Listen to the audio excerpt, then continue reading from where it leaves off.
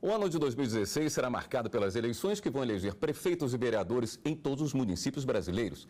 Mas as regras que vão conduzir a campanha foram alteradas. É que em 2015 foi sancionada a lei que ficou popularmente conhecida como mini-reforma política. Mas você sabe quais são as principais mudanças estabelecidas por essa norma?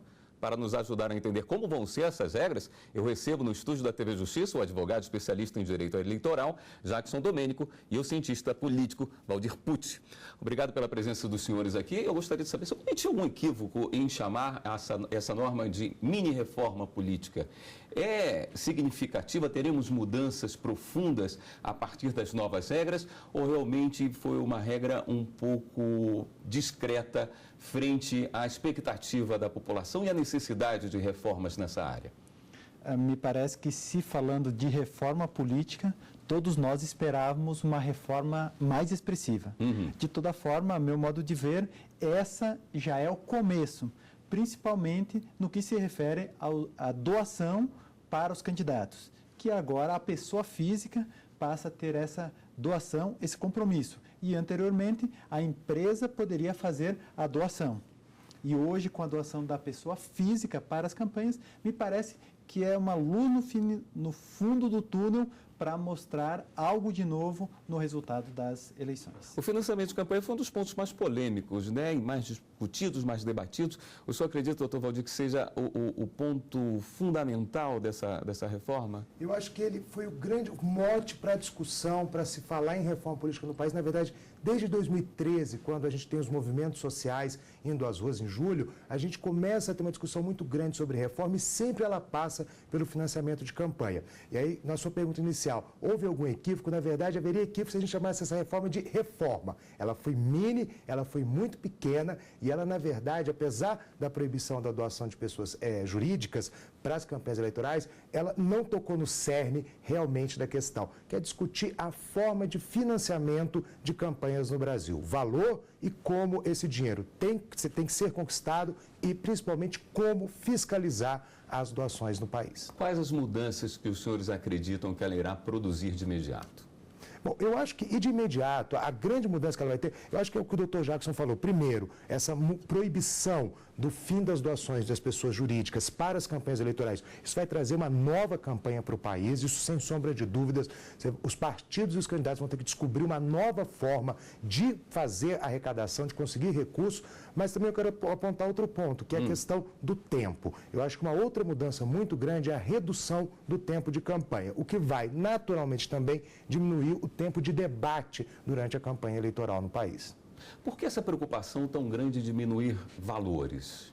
Diminuir valores é importante, mas mais importante que diminuir os valores é quem financia. Porque a partir de um dado momento que uma empresa financia um candidato com valores muito expressivos, é óbvio que essa empresa vai buscar ter um retorno. Agora, a partir do momento que o financiamento ele é pulverizado, não existe um dono daquele candidato ou um investidor daquele candidato, mas existe uma pluralidade de investidores que faz com que esse candidato tenha compromisso efetivo com uma população ou com a população e não com uma empresa ou um segmento que investiu diretamente naquele candidato. E também equilibra mais o jogo? Torna mais justo o jogo, porque quando você cria uma possibilidade que todos, ou em tese, deveriam ser financiados pela população, isso tende a tornar todos no mesmo patamar, ou seja, todos terão que lutar para agradar o cidadão e conquistar não só o voto, mas agora também o quê? O recurso desse cidadão. E eu quero complementar só um pouquinho a resposta do doutor Jackson, se me permite. Claro. Eu acho que também a gente tem que pensar o seguinte, o grande problema não é o valor da campanha. Não interessa se a campanha custa 1 milhão, 2, 10 bilhões, 1 bilhão de reais. Eu acho que a grande questão é de onde vem esse dinheiro. É a origem do dinheiro e as consequências da origem desse dinheiro. Como bem colocado pelo meu colega aqui, quando você pulveriza, não interessa se vai ser 100 milhões, 1 bilhão de reais. Eu acho que a gente foca muito no Brasil no ponto errado. O ponto não é quanto se gasta, mas como se arrecada e o que se arrecada para a campanha eleitoral. E depois, como essa arrecadação vai influenciar no processo político, depois de eleitos, depois de empossados, e eu acho que é aí que a gente devia realmente buscar solução para o nosso problema, da nossa crise política como nós temos hoje. Bom, acabei botando um pouco o carro à frente dos bois. Eu pedi para os senhores explicarem como ficou o financiamento na campanha, então, a partir de 2016. A partir de 2016, as pessoas físicas poderão contribuir na campanha. Qual é o limite? 10% do seu ganho do ano anterior. Certo. Então, sobre 10%, ele pode doar para o candidato. Isso é o eleitor doando, o cidadão doando. Pode ser para o candidato ou tem que ser para o partido? Pode ser para os dois. Ambos, isso.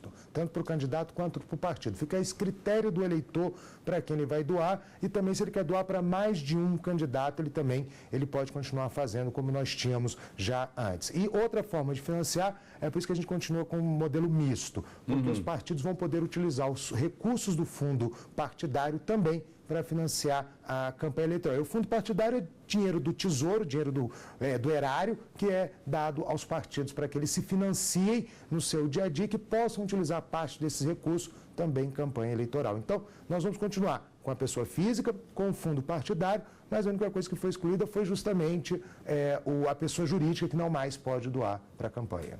Tivemos mudança em relação à prestação de contas? Pequenas mudanças na prestação de contas, mas o ponto principal da prestação de contas é que o candidato efetivamente ele precisa manter o eleitor informado. Então, ele recebeu uma doação na conta dele, em 3 dias ele precisa informar que ele recebeu essa doação. Ganhamos em transparência. Ganhamos em transparência. Além do outro fator, é que os partidos e os candidatos precisam informar também, durante o processo eleitoral, quanto já arrecadaram, e para essa informação ficar mais plural e acesso ao cidadão que está optando em quem vai votar. Essas normas surgiram no momento em que se pedia muito por uma moralização do ambiente político. Ela atende a esse anseio da sociedade? Na minha opinião, não. Na minha opinião, você teve um pequeno avanço, mas ainda não se chegou no verdadeiro anseio. Porque o verdadeiro anseio é você criar representantes ou eleger representantes que de fato representem a sociedade. É feia a frase que um representante representa, mas é realmente isso. São pessoas que realmente estejam lá para falar em nome do cidadão. E eu acho que isso não foi mexido. Mesmo com a mudança da proibição da pessoa jurídica, da doação de pessoa jurídica, o problema ainda vai persistir. O Caixa 2, muito possivelmente, não será encerrado no país. Ele vai continuar a existir, até porque a fiscalização permanece praticamente a mesma. É feita pela Justiça Eleitoral, não que a Justiça não tenha capacidade para tanto, mas a Justiça Eleitoral é especializada em outro aspecto e não em fiscalização de recursos. O que seria interessante, por exemplo? Fiscalização desses recursos na mão dos tribunais de contas. Mesmo que não são dinheiros doados para a campanha, o Tribunal de Contas seria, por meio de uma parceria, por exemplo, muito mais técnico e muito mais específico para cuidar dessas doações. Então, eu acho que o problema mesmo não foi resolvido. Nós tivemos um paliativo, mas não solução de problema. Tivemos mudança em relação a filiações? Tivemos algumas mudanças. O prazo de 1 ano para estar inscrito, ou melhor, o prazo de 1 ano do domicílio eleitoral se mantém o mesmo. Agora, a filiação partidária, que antes, via de regra, era de 1 ano, agora passou para 6 meses. Então, para metade, não? Para metade. Isso atende a quem? Qual a intenção dessa mudança? Não há, assim, nenhuma vantagem democrática, eu digo, no sentido de representação, mas apenas para facilitar o maior tempo de negociação para se decidir os acordos e não no sentido pejorativo. Quem vai apoiar quem, como vai apoiar, em qual partido você vai sair como candidato. Então, na minha opinião, o grande beneficiado aí foi realmente a classe política, que teve esse tempo mais curto para poder tomar a sua decisão. Falando em tempo curto, nós já conversamos que a campanha vai ser um pouquinho menor. Alguma modificação em relação ao candidato, ao tempo de exposição nele na TV, os debates, enfim. Já que teremos uma campanha mais curta, a gente vai ter mais uma maior oportunidade de ver o candidato? Aí existem 2 aspectos para analisarmos. O primeiro aspecto, que é a campanha propriamente dita, ela foi reduzida. Agora, o segundo aspecto é que o período antes da campanha, me parece que ele proporcionou agora mais liberdade ao candidato. Ou seja, antes da campanha propriamente dito, o candidato vai poder explorar mais as suas teses, as suas ideias e, claro... Isso... Mas já se declarando candidato? Ele pode buscar as propostas como candidato, agora a lei veda expressamente o pedir voto. Explicitamente dizer, eu quero seu voto, isso está vedado. Mas me parece que ela deu uma amplitude maior para ele expor suas ideias, expor seu projeto de governo e até a lei permite expor, buscar alianças políticas. Então, me parece, ao meu modo de ver, que houve uma extensão. Embora o período eleitoral propriamente dito foi reduzido. E não sei, mas eu acho que às vezes também nós ficamos um pouco exauridos daquela propaganda maçante de televisão. E é uma opinião particular, no meu modo de ver, isso trouxe benefício para a democracia, porque ele vai expor mais as suas ideias. E quando que ele expõe as suas ideias propriamente dita, é muito melhor do que num período de propaganda eleitoral, que muitas vezes não é ele que está falando, mas sim quem está falando é o marqueteiro. Então, para eu escolher o meu candidato, eu prefiro escolher um candidato que eu saiba das ideias genuínas dele. Porque depois que ele for eleito, o marqueteiro vai para casa. Agora ele continua votando as nossas leis, influenciando o nosso bolso e fazendo a diferença na sociedade, que às vezes é positiva e às vezes é negativa. Nós vamos voltar com esse assunto depois do intervalo. Nós vamos para um rápido intervalo no programa Fórum. Voltamos já.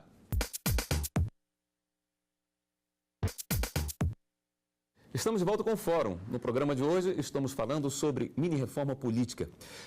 Sempre se para muito para se conversar sobre a internet. A internet sempre parece alguma coisa nova, um ambiente em que a gente tenta colocar alguma regra, mas que a regra pode ser modificada no decorrer até mesmo de uma campanha. Tivemos mudanças profundas, essa questão da internet está bem cercada em relação às próximas eleições. Como é que está isso? Eu acho que a mudança ela é muito singela em relação a isso.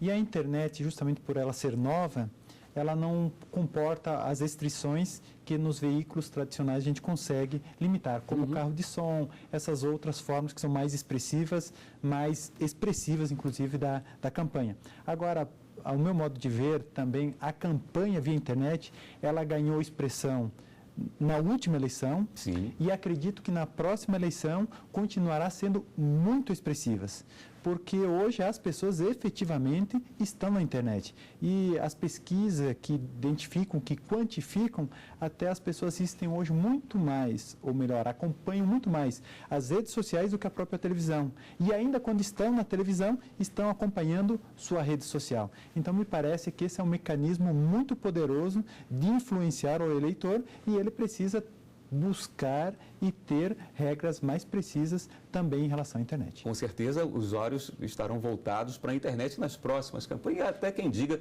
que as campanhas nas próximas décadas poderá acontecer até somente dentro da internet. Por causa disso, imagino que seja importante se estabelecer essas regras agora e se acompanhar como é que a coisa vai acontecer, né? Agora, dentro da internet, o candidato, o senhor havia dito, ele pode ser responsabilizado por que acontece ali dentro também. Isso. E a campanha na internet é uma campanha, como bem colocado, regrada. Então ela não está solta. A gente imagina internet, a rede de computadores, tudo é permitido, tudo é aceito. Não. A nossa legislação, ela tenta fechar ao máximo o que pode e o que não pode ser feito. Então, de uma forma muito clara, muito resumida.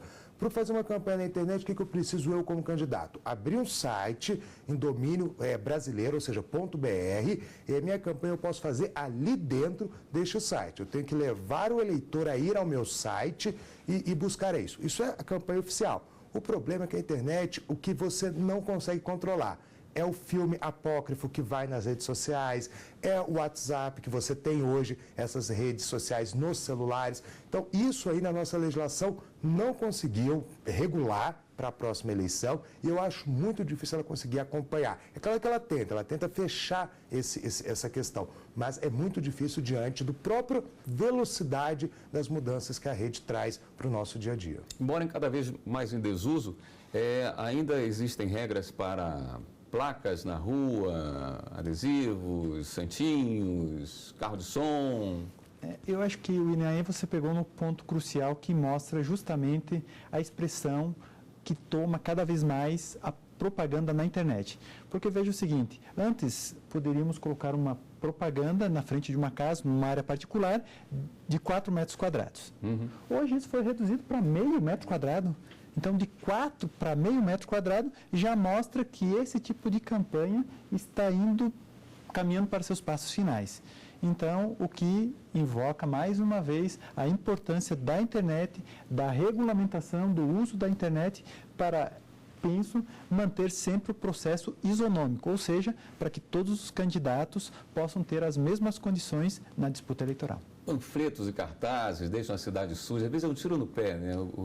O candidato, às vezes, perde um voto nesse tipo de publicidade, né? É o mau uso da publicidade, né? Você tem hoje permitido, pela legislação, a distribuição do santinho, né? A gente chama vulgarmente de santinho, mas aquela filipeta, o panfletinho, o adesivo autocolante para você colocar no seu peito, ou em qualquer lugar que você queira, ou então no seu carro, e apenas isso. Mas o que o candidato faz? Muitas vezes ele abusa desse uso. Então, é aquele candidato Sugismundo que, na véspera da eleição da madrugada, ele vai lá e joga esse santinho na porta da sessão eleitoral para poder ali tentar conseguir votos. Na verdade, ele está jogando contra ele, e seria muito inteligente da sociedade, quando identificasse esse santinho na porta da sessão eleitoral sujando, não votar. Ser justamente esse que você não deveria votar, porque se ele faz isso como candidato, ou seja, ele desrespeita a lei eleitoral, depois que ele estiver lá dentro eleito, ele não vai ter respeito a nenhuma outra lei, pelo menos na minha concepção. Então, você tem que... É uma faca de dois gumes, se permitem o clichê, mas é justamente isso. Eu acho que ele acha que está conseguindo votos, mas o certo seria ele perder votos por praticar esses atos contrários ao permitido pela legislação. Alguma modificação na divisão de tempo para horário em rádio e TV? A divisão de minutos entre os partidos? Não, permaneceu a mesma? Permaneceu a mesma, não houve mudança nisso. Nós continuamos com 50 minutos por cada veículo, 2 vezes ao dia para cada veículo de comunicação, tanto o rádio e a televisão. As coligações continuam permitidas se utilizar horários de partidos menores, que era uma coisa que também se questionava muito. Isso continua existindo? Continua existindo. A coligação é entendida perfeitamente como um único partido durante a campanha. Então, se ela é entendida como um único partido, na verdade, você acaba somando os tempos de todos os partidos daquela coligação para definir o total. Então, isso continua sendo válido. É uma crítica ao nosso sistema, principalmente quando você vê isso nas eleições proporcionais, né, deputados federais, estaduais, distritais ou vereadores, e aí que está o ponto maior dessa crítica, que para a ciência política, em especial, falando em nome da ciência política, essas eleições de deputados não deveriam permitir as coligações, deveriam ser os partidos saindo sozinhos para ver a verdadeira força desses partidos e o tamanho desses partidos, o que não foi aprovado na reforma política. Substituição de candidatos, mudou o prazo ou não? O prazo para substituição agora são 20 dias? 20 dias, até 20 dias antes da campanha, do final da campanha, melhor dizendo. Seria suficiente fazer uma campanha apenas com fundo partidário? Não sei se seria suficiente, mas seria uma grande possibilidade de resolver muitas situações das campanhas se ele tivesse uma regra mais clara, uma aplicação talvez até mais transparente. Porque se o volume é expressivo e não deixa de ser um financiamento público, então ele carece de uma transparência maior, de uma clareza maior, para que nós, cidadãos brasileiros, saibamos o que está sendo feito com o dinheiro público. Existia uma possibilidade de unificação também. Como ficou isso? Unificação das datas de vereador à presidência da República sendo votado no mesmo dia, o que também deveria baratear, né? Como ficou? Não foi aprovada, essa medida, na verdade, ela nem foi ela foi logo descartada nos debates do Congresso, e ela realmente não foi à frente. E também faço uma crítica a essa medida. Novamente, a gente usa o discurso do baratear a campanha e a gente não se preocupa com as consequências dos atos ou da legislação que a gente cria. Então, vamos unificar a campanha de presidente a vereador num único dia. Gente, se hoje a gente já tem essas eleições diferenciadas municipais e você acaba tendo uma discussão só da eleição presidencial e muitas vezes o eleitor não sabe nem que ele vota para deputado porque ele não discute essa candidatura no meio da eleição presidencial. Se a gente já jogar prefeito e vereador nesse debate, o debate não vai ter tempo para você discutir a sua rua, a sua escola, o seu estado, o país, a Câmara que você quer. Novamente, eu quero baratear, mas eu não atento para a consequência nefasta ao debate político na unificação das campanhas eleitorais.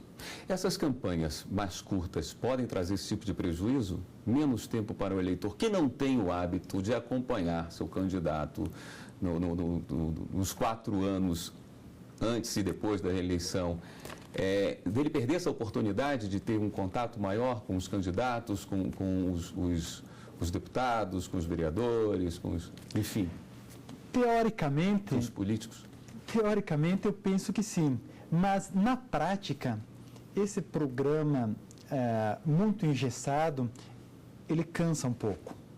Então, me parece que a fomentação do debate é o que traz o grande resultado para uma campanha eleitoral.